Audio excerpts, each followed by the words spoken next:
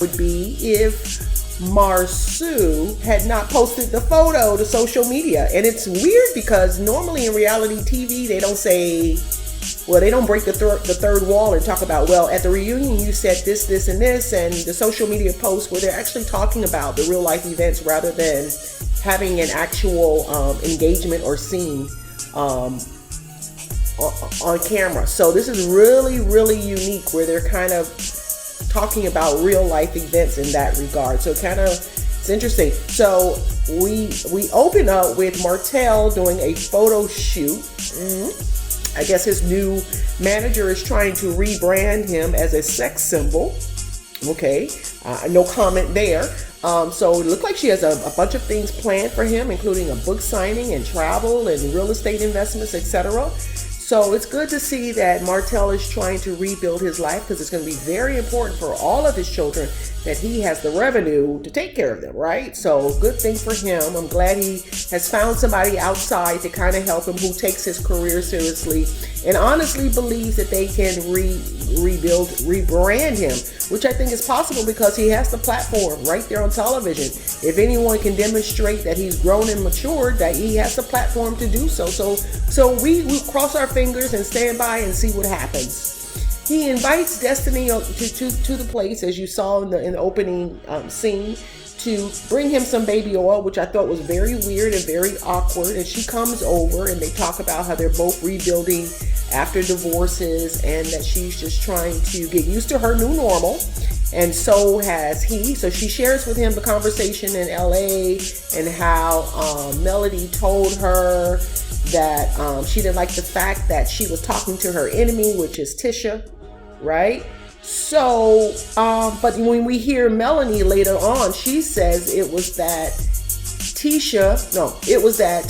Destiny was talking about her behind her back, and initially she thought she would get over it, but decided she wasn't going to get over it. So clearly, Destiny doesn't understand that actually Mel is mad with you as well. So Martell said that everybody who's Melody's friend must be the yes girl, right? They must do what she says or she's going to kick them to the curb. And I guess he's also saying if you don't need her, if you're not needy, then she don't want to be your friend because she want to be the best, most powerful, the most successful in the group. Is that what he's saying? Because it seems like as soon as these girls start to really grow, Mel kind of cut them off. But remember I said early on, we got to keep our eyes on Mel. Mel is going to make this show #1, okay, for seasons. So, and she's going to cut people off who are not playing the game according to what she says. So anyway, that's my personal comment. So we see Mel introduce her new friend Stormi on the show, and you can tell Stormi is all here for it, right?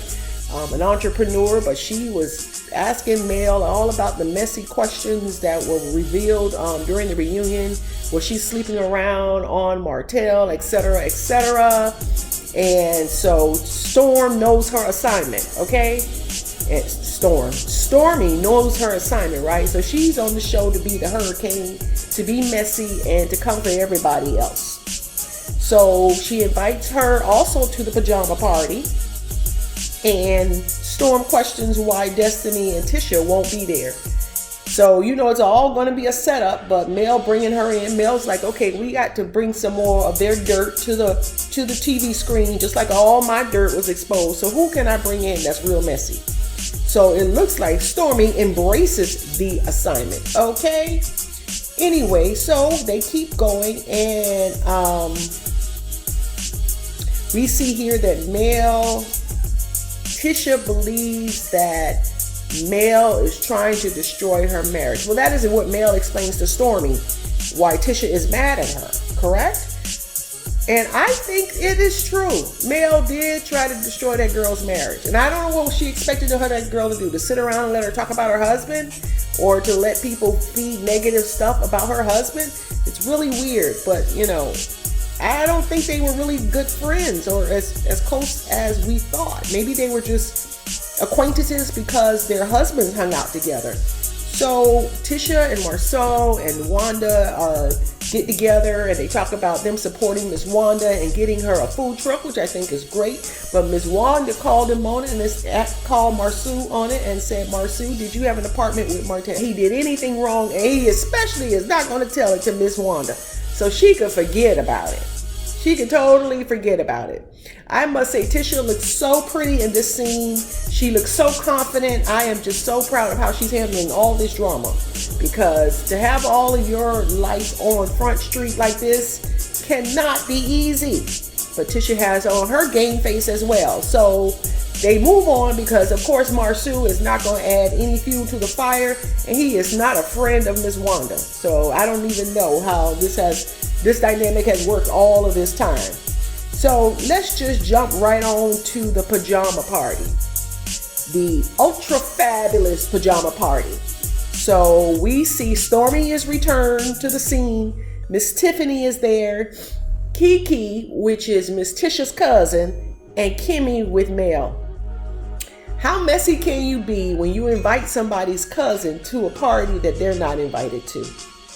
And they go right in. So clearly, okay, they start talking about Kimmi's marriage and whether or not she had talked to Maurice about the photo and what did she think. And Mel tells her to keep her eyes open. Don't sleep on this because, you know, it might be a hint of something going on. And Stormi was like, oh, I felt so bad for you. So you mean you guys got together to talk about Kimmi's marriage?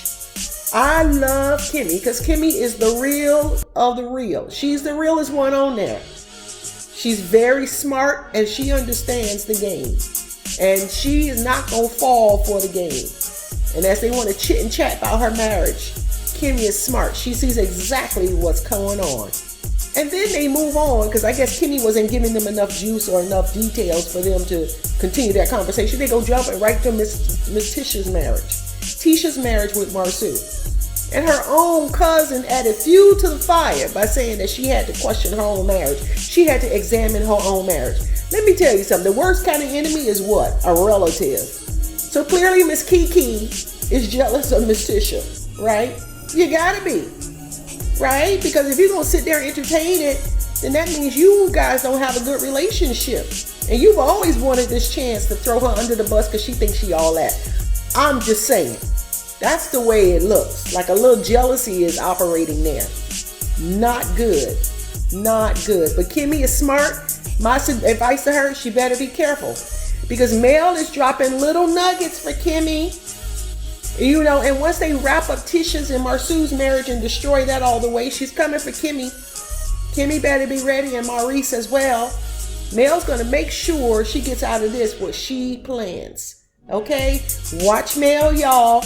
Watch and see what I tell you. It's gonna get real ugly. Okay, and then you see where Tiffany's karma is coming right back to her rather quick. I mean, that wasn't even a season ago where Tiffany was trying to throw everybody under the bus, get all in their business, talk about Monster and da da da da da. But boy, is she quiet now that the spotlight is on her and Lewis, huh?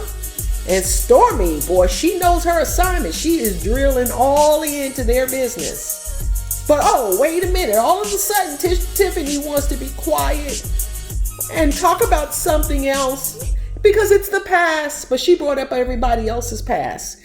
But that karma's coming back big. And clearly, Stormi's number one assignment is to throw Miss Tiffany under the bus and bring all of her dirt to the forefront. Watch and see what happens this season. So Stormi, in my opinion, is thirsty and she's doing her best to seal the deal for her return next season. Stormi did say she has discernment when it comes to Tiffany. So her role is to bring the dirt on Tiffany. So I don't know. I keep telling y'all got to watch them because Mel is going to make sure all of their business is uncovered. And Marsau doesn't even care about his own brother, Maurice. Wow. All the drama in Huntsville. That's it for now. Thank you so much for stopping by. I am the chatty chairwoman. Don't forget to hit the like button and the subscribe button and the notification button so you'll know when I have posted another video. As always, thank you so much for coming to the boardroom. Bye-bye.